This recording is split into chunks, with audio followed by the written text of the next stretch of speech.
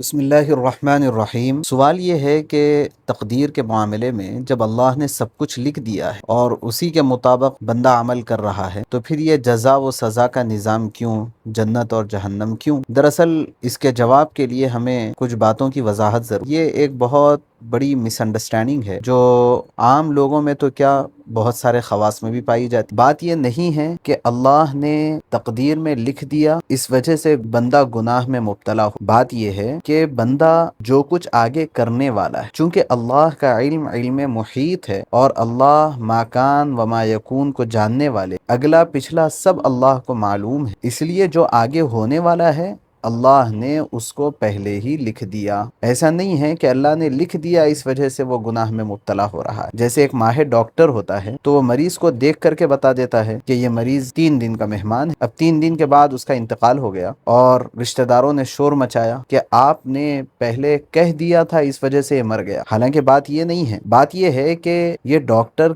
کا کمال ہے، اس کی مہارت ہے اور اس کے تجربے کا عروج ہے کہ اس نے پہلے ہی بتا دیا کہ یہ 3 دن کا مہمان ہے، اور جب 3 دن کے بعد انتقال ہوا تو پتا چلا کہ ڈاکٹر بہت زیادہ تجربہ کار ہے۔ ایسے ہی اللہ کا علم محیط ہے، تو اللہ نے پہلے ہی بتا دیا کہ آگے بندہ کیا کرنے والا ہے، اور یہی علم محیط ہونے کا تقاضا ہے۔ اور اگر آپ اس بات کو نہیں مانیں گے تو ظاہر ہے کہ اللہ کا علم محیط آپ نہیں مان رہے ہیں، اور یہ کیسا رب اور خدا ہوا بھائی کہ جس کو اپنے مخلوقات کے بارے میں علم نہ ہو۔